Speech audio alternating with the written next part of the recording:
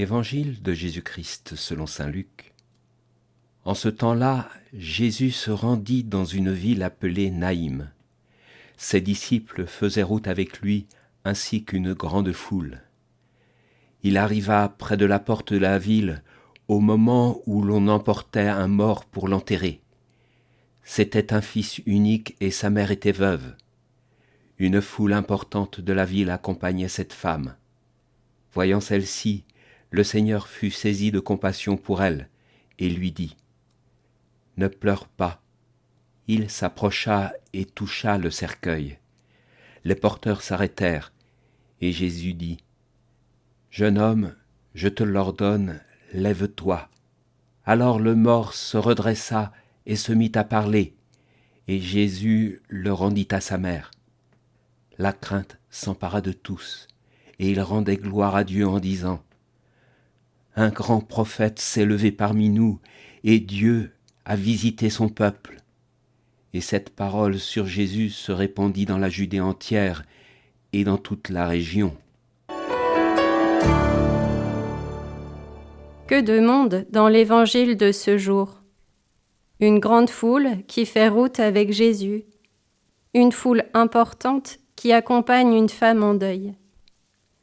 Mais au milieu de tout ce monde, une femme très seule.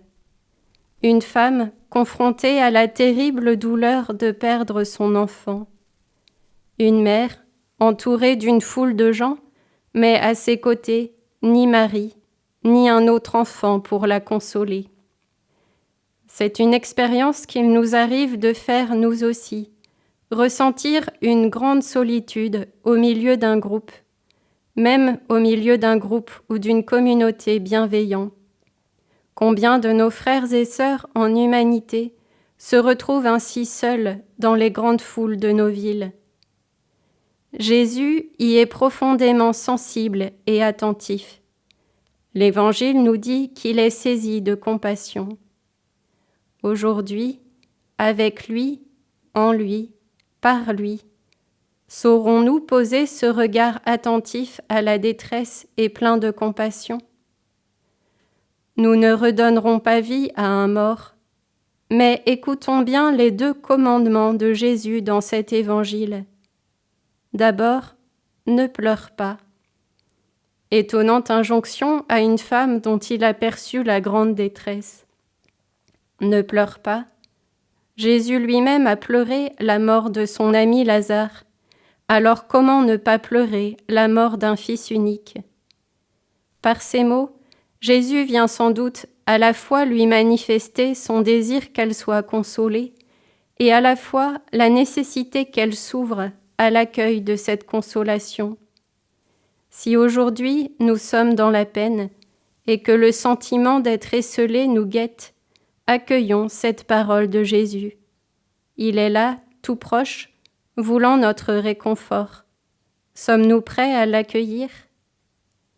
Premier impératif, ne pleure pas.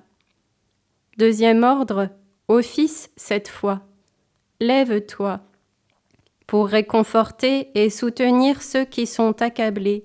Dieu a besoin de nous. Il veut passer par nous, debout, participants et témoins de sa résurrection. Que Dieu nous donne la grâce en ce jour de témoigner de l'espérance qui nous habite. Il vient, celui qui est la résurrection et la vie. Il vient établir son règne où il essuiera toute larme de nos yeux. L'évangile du jour était commenté par une sœur Clarisse du monastère Sainte-Claire de Nantes.